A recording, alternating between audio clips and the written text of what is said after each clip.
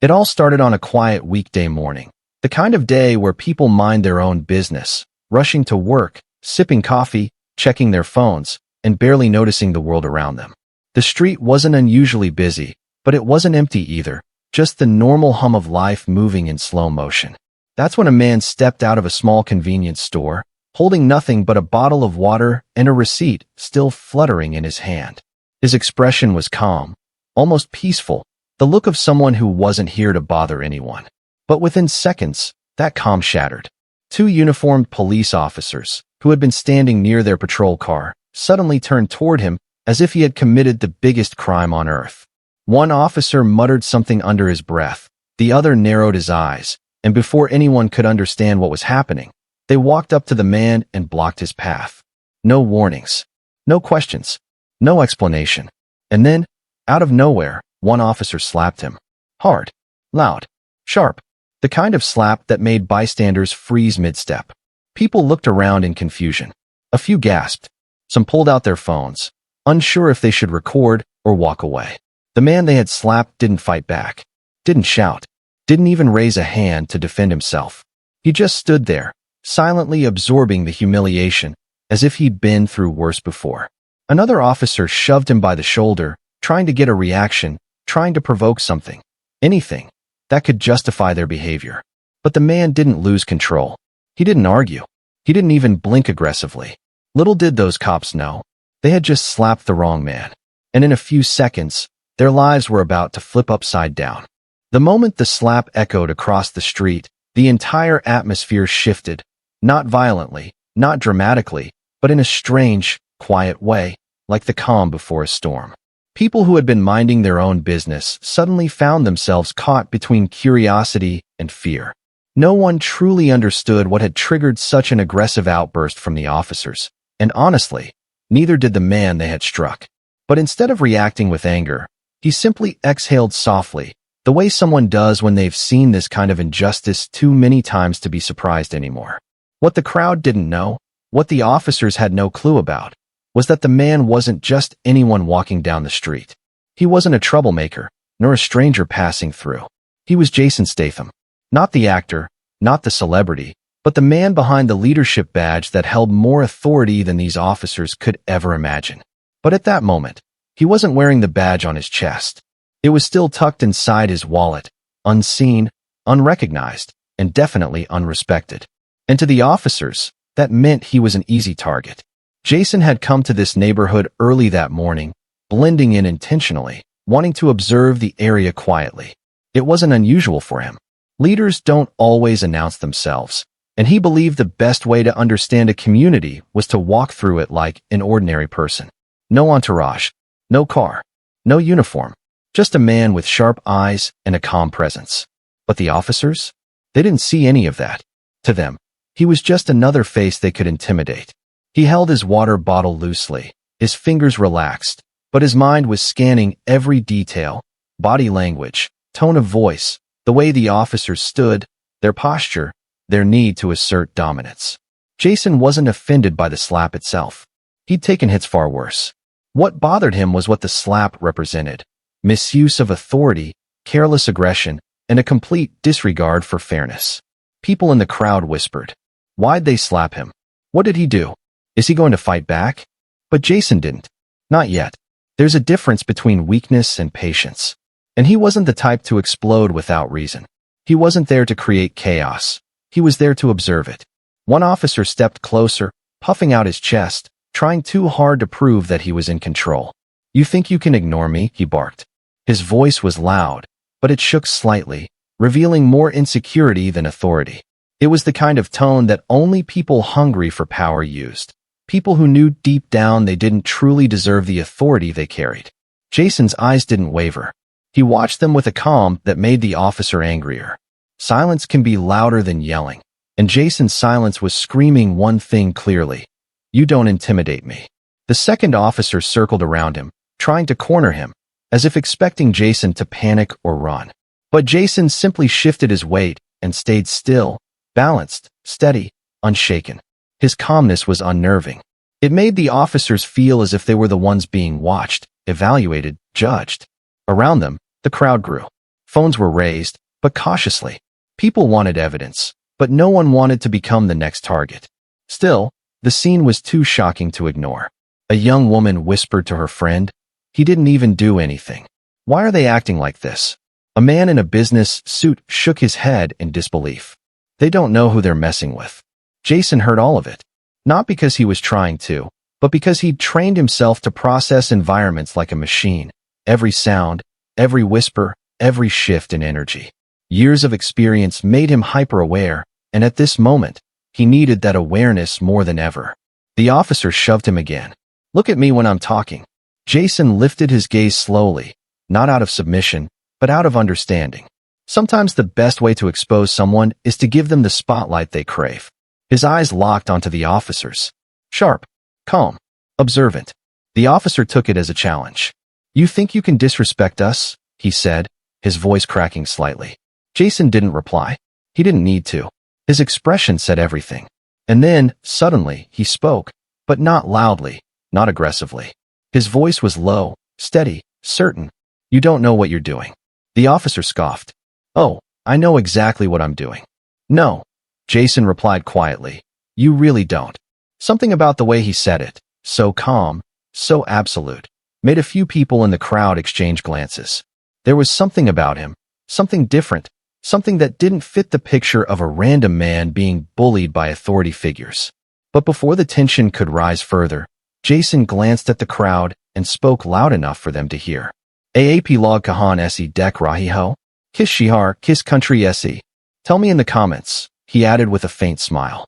It was unexpected, human, grounding, and yet it made the officers even more uneasy. Because deep down, they were starting to feel it. Something about this man was not ordinary. Something about him was far above their rank, far above their authority. And soon, they were going to find out exactly who he really was. For a brief moment, the street fell into a strange, nervous quiet. The officers didn't understand why this man, this ordinary-looking guy in a simple shirt with a calm expression, had just asked the crowd where they were watching from. What kind of person behaves like that in the middle of being harassed? What kind of person smiles when a fight is practically being forced onto him? A dangerous kind, a confident kind, a trained kind. But the officers didn't see that yet. The first officer, already irritated, stepped forward again. His hand hovered near his belt, not quite drawing anything. Not yet, but making sure Jason and everyone watching noticed. A classic intimidation tactic. "Stop smiling," he snapped. Jason tilted his head slightly, amused more than threatened. "Why? It bothers you." The officer flinched. The crowd reacted quietly, short breaths, soft gasps, a whispered "whoa" from someone holding their phone up. Jason wasn't rude. He wasn't reckless. He was simply composed. Too composed for a man in his position. And that calm confidence was starting to expose the officer's insecurity. The second officer, more hot-headed than the first, shoved Jason a little harder this time. "You think this is funny?" "No," Jason replied softly. "I think it's sad." The officer's face turned red. "What did you just say?" Jason held his gaze. "I said it's sad. The way you treat people. The way you abuse authority. The way you think a badge gives you the right to act without discipline." A ripple went through the crowd. They weren't just watching anymore. They were witnessing something. People started recording openly now, no longer afraid to raise their phones. Because they could feel it, the officers weren't in control anymore. Something about this man's presence, his voice, the steadiness in his posture. It was shifting the power dynamic right in front of them. But the officers? Their pride was louder than their awareness. "Put your hands behind your head," the hot-headed officer barked. Right now, Jason didn't move. "And what's the charge?" The officer blinked. "What? The charge?" Jason repeated. "You know, the legal reason you're detaining me?" People in the crowd nodded. Someone whispered, "Yeah, what did he do?" Another murmured, "He's right, they never said anything." The officers hadn't expected to be challenged.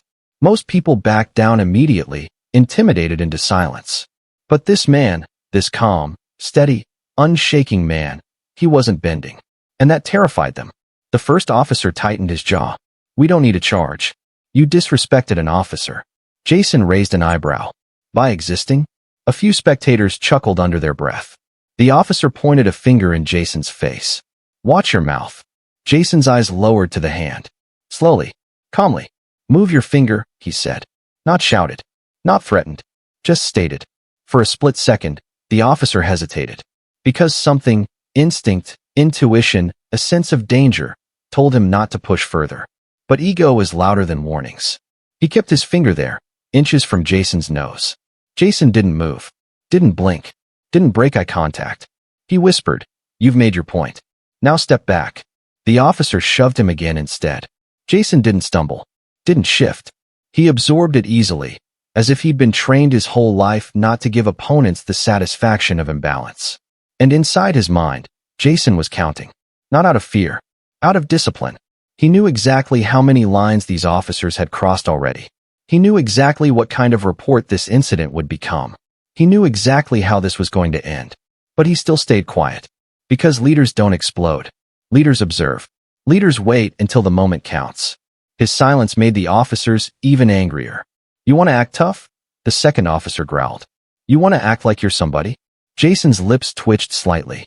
"I don't have to act." The officer lunged forward, grabbing Jason's shirt collar. Gasps erupted all around them. That's when Jason spoke loudly enough for everyone, including the cameras, to hear. "Guys, Agar AAP, Any Kabi Jishikeo Authority Kanam Par Zolm Kardi Deka Hai." Comment main yes Liko. "Have you ever seen someone abused by authority?" Comment yes. The crowd murmured in agreement. Some shouted yes, right there on the street. The officers froze for half a second. His words weren't just meant for engagement, they were a message. A mirror. A warning. The officer's grip tightened. "Last warning. We can take you in." Jason looked him dead in the eyes. "You can try." The street felt it. The shift, the pressure, the tension turning electric. The officers were no longer in control. The crowd no longer felt afraid. And Jason, he was no longer pretending to be ordinary. The officers didn't realize it yet. But the man they were grabbing, the man they slapped, the man they pushed, was the very person soon to become their boss. And the moment of truth was coming faster than they could imagine. The officer's fist remained clenched in Jason's collar, and for a long, tense second, no one breathed. The street stood frozen, like time itself was waiting to see what would happen next. The officers thought they were in control. The crowd knew they weren't. But one thing was certain. The balance of power was shifting, and it was shifting fast. Among the growing crowd, a young man in a gray hoodie stepped forward cautiously, squinting. He had been watching the entire incident from across the street, originally uninterested, but something about Jason's posture, the lines on his face, the way he moved, it tugged at a memory. He zoomed in on his phone camera, trying to see more clearly. "Hold on. Is that no way?" His voice wasn't loud, but the person beside him heard it and leaned in. "Who?" The young man swallowed. I think that's Jason Statham. The actor." "No, not the actor. The officer. The guy they've been talking about. The one chosen to be the new chief." The whisper spread like wildfire. People turned. Eyes widened. Cameras lifted higher than before. The tension wasn't fear anymore. It was revelation. Recognition. Suddenly the entire crowd seemed to understand why this man had remained calm. Why he didn't fear the officers. Why he spoke the way he did. But the officers? They remained oblivious. The hot-headed officer jerked Jason's collar again. "I said last warning. Don't test me." Jason stared straight into his eyes, unflinching. "I am not testing you. I'm observing you." The words hit harder than a punch. Not loud. Not dramatic. But surgical. Precise. The surrounding people exchanged looks. They knew exactly what Jason meant. Observing, not resisting. Documenting, not fighting. Every move he made was controlled, every word chosen. The young man in the hoodie stepped closer. His voice trembled with excitement and disbelief. Sir, are you Jason Statham?" Jason didn't answer. He didn't nod, didn't confirm, didn't deny. He simply maintained eye contact with the officer gripping him. That silence was enough. The crowd reacted instantly. "Oh my God, it is him. That's the new chief." They slapped the new chief. "Yeryi gay com se." They're done, finished. Some people covered their mouths. Others looked angry. Several turned their cameras directly at the officers now, focusing on their faces. What had been an ordinary spectacle of police bullying had just transformed into something much more serious, and the officers still didn't understand the gravity of it. Finally, Jason spoke, still calm, still composed. You should let go of my collar now. The officer scoffed. Or what? You think someone's gonna save you? Jason's voice lowered. No, I think you should save yourself. The officer paused. Something in Jason's tone, a stillness, a quiet authority, made him hesitate. Only for half a second, but it was enough for the crowd to notice. Enough for the truth to settle in. The second officer barked at the crowd. Back up. No recording. A woman folded her arms defiantly. We're not going anywhere. Another chimed in. We saw everything. A man behind her added. And we know who he is.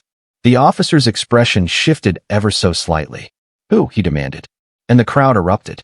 Your new chief. The one higher than your whole department. He's your superior. Boss Ka slap return Kabi Akan Nahi Hoda. You're finished, man. The officers went pale. The hot-headed officer finally released Jason's collar, as if it had suddenly turned scorching hot. He stepped back, trying to maintain authority, but his voice betrayed him. No, this is ridiculous. He doesn't look like a chief. Jason took a slow step forward. Not threatening, not dramatic, just a man reclaiming his space. That's the problem, he said quietly. You judge people by how they look. The officer opened his mouth, but no words came out. Jason continued, his tone still calm, but heavier, sharper. You don't check facts. You don't check behavior. You don't check the law. You check appearances. And that is why you're standing here, terrified of a man you slapped without reason. The crowd hummed with agreement. You abused your badge, Jason went on. Not once, not twice, but consistently. And the only reason you're scared now is because you found out who I am. Silence. Dead silence. Jason let it hang for a moment, letting the truth sit in the air like a weight no one could ignore. Then he added, You should have respected me when you thought I was a nobody. A collective damn whispered through the crowd. The first officer stammered, his confidence shattered. Sir, we didn't know. We were just. Jason raised a hand gently. Don't lie, son. You weren't doing your job. You were doing your ego. The crowd murmured again. Agreement, shock, satisfaction. The officers looked like their legs might give way. And then Jason turned his head slightly to the crowd and said, Agar Aap log sakti hoka uniform ka matlab takit nai, zimidari hoda hai. Comment main true liko. If you believe a uniform means responsibility, not power, comment true. People shouted true on the spot. The officers looked around, realizing this wasn't just an incident anymore.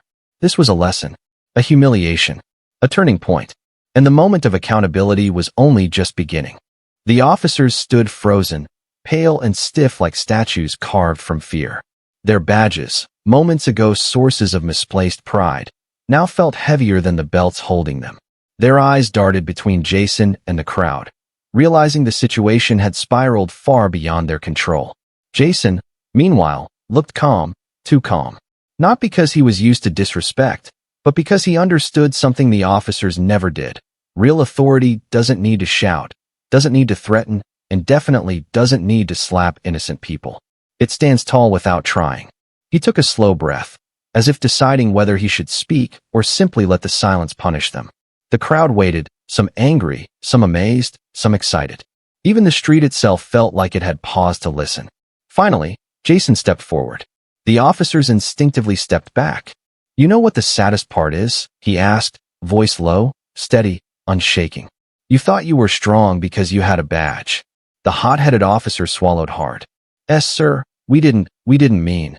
Jason raised a finger, not aggressively, just enough to silence him. You don't get to talk yet. The crowd let out a soft collective "ew." The officer's lips shut instantly. Jason continued, Strength isn't proven by humiliating strangers. Strength isn't proven by shouting. Strength isn't proven by pushing someone weaker or someone you think is weaker. The officers avoided eye contact now. Real strength, Jason said, is proven by discipline, by fairness, by responsibility, by respect. A woman in the crowd clapped once, loud enough to echo. Then another person joined. And another. Soon half the street was applauding, not wildly, but firmly, supportively. Jason didn't smile. He wasn't here for applause. He turned back to the officers, his eyes sharper now. When you slapped me, he said, you didn't just hit a man. You hit your profession, your department, your uniform. The main officer's breathing grew uneven. Sir, I told you. Jason interrupted. You're not talking yet. It wasn't arrogance. It was authority, command, presence, the kind that breaks men who hide behind power. Jason continued, voice steady. You think being tough means raising your voice. You think authority means being feared. But listen carefully. Fear has never created respect, and intimidation has never created loyalty. The young man in the hoodie nodded proudly. That's why he was chosen as chief, he whispered. Jason stepped even closer to the officers, his shadow falling over them. You had so many chances to do the right thing. Even after you slapped me. Even after you pushed me. You could have stopped. You could have thought. His voice hardened. But you didn't. Because you weren't thinking at all. The officer's lips trembled. Sir, please. Jason's tone softened, but in a way that cut even deeper. You know what hurts me the most? A long pause. You don't treat people badly because they deserve it. You treat people badly because you think no one will stop you. Pins dropping would have been loud in that silence. And that, Jason said, is the type of man who should never wear a badge. The crowd gasped. The officers' faces drained of color. They looked at each other, desperate, confused, terrified. They finally understood. This wasn't just a scolding. This was a professional evaluation, from a superior whose word carried weight. Jason let out a sigh, not of frustration, but of disappointment. I didn't want to reveal myself today. I wanted to stay anonymous. I wanted to see the city the way ordinary people see it. But you forced this moment. The main officer's voice cracked. Sir, is there anything we can do? For starters, Jason said, you can stop raising your voice at civilians. Then he turned slightly, so the whole crowd could hear him. You can stop assuming that people who look quiet are weak. He looked back at the officers. And you can stop thinking your uniform makes you untouchable. Every sentence hit like a hammer. Every word was earned. The second officer wiped sweat from his forehead. Sir, we know we messed up. Please, give us one chance to explain. Jason studied them for a moment. Explain? He shook his head lightly. No. You didn't ask for explanations when you slapped me. You didn't ask for explanations when you shoved me. You didn't ask for explanations when you threatened to arrest me. He stepped closer, so close the officers could feel his breath. So tell me, why should I ask for explanations now? The officer couldn't answer. His throat tightened. His legs trembled. Everything he thought he understood about authority flipped upside down in a single moment. Jason spoke again, quiet, firm, unshakable. Your badge is supposed to protect people, not your ego, not your anger, not your pride. If you don't understand that, you don't deserve to wear it. The crowd applauded, not wildly, but respectfully. The kind of applause given to someone who just spoke the truth with weight. Jason turned slightly toward the cameras and said, Agar aap log kate hoku insaf awaz se nai, character se hodahai. Comment main justice liko. If you believe justice comes from character, not noise, comment justice. People shouted it instantly. Phones shook in excitement. The officers finally understood. They hadn't just disrespected a stranger. They had disrespected the one man who would soon rewrite the rules they had broken. And their reckoning had only just begun. The street had turned into a courtroom. No judge, no lawyers, no microphones. But the truth hung in the air heavier than any verdict. The officers, who minutes ago walked with unchecked arrogance, now stood trembling in full view of the community they swore to protect. And Jason Statham, calm as the silent center of a storm, looked at them not with anger, but with a level of disappointment that cut far deeper. The murmurs in the crowd had grown into a unified wave of realization. He really is the new chief. I saw the announcement yesterday. He wasn't supposed to start until next week. Oh my God, they assaulted their own boss. They're done. The officers heard every word, heard every whisper, felt every stare. Their faces lost color. Their breath came shallow. Their confidence evaporated like heat on asphalt. The hot-headed officer looked like he wanted to disappear into the ground. Jason turned his head slightly, letting the tension settle before speaking. You both had no idea who I was, he said, his voice calm. And that's fine. I don't expect recognition without the uniform. The officers swallowed hard. But what I do expect, he continued, is basic respect, professionalism, decency, the kind of behavior you should show to every citizen, whether they're your superior or a stranger walking down the street. The second officer opened his mouth, but no words came out. Jason stepped closer, hands relaxed at his sides, posture controlled. Tell me something, if I wasn't who I am, would you have treated me any differently? Silence. A painful silence. Jason nodded softly. Exactly. He turned slightly, so the entire street could hear him. This, what you all witnessed, is the reason communities lose trust in their own protectors. Because when the badge becomes a weapon for ego, everyone loses. A ripple of agreement moved through the crowd. Mothers nodded. Men crossed their arms, furious at the display of abuse. Teenagers recorded everything, capturing history in shaky hands. The officer finally spoke, his voice cracking. Yes, sir, please. We didn't know. We thought. Jason raised a hand gently. The officer fell silent immediately. That's your problem, Jason said. You thought. You didn't check. You didn't ask. You didn't observe. You reacted. Out of ego. Out of assumption. Out of prejudice. The officer's eyes watered, not from sadness, but from fear. Pure fear. Because reality had finally caught up to him. Sir, we're begging you, he said quietly. Don't fire us. Give us one chance to fix this. Jason looked at him long and hard. It wasn't an angry stare. It was the stare of a man measuring a person's soul. Why should I? He asked softly. The officers froze. The crowd leaned in. Jason continued.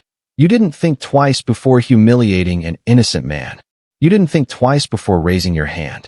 You didn't think twice before abusing your badge. But now that your positions are at risk, suddenly you understand the meaning of consequences. The officer lowered his head in shame. Yes, sir.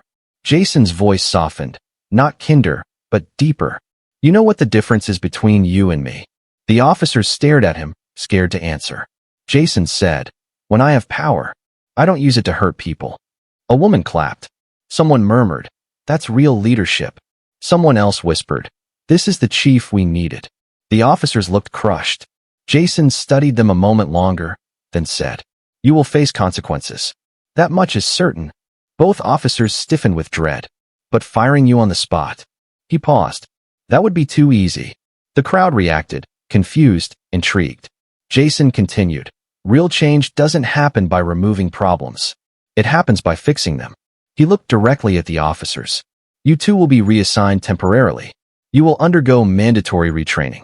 And you will apologize to every member of this community, not because I said so, but because it's the right thing to do. The officers nodded rapidly, grateful yet ashamed.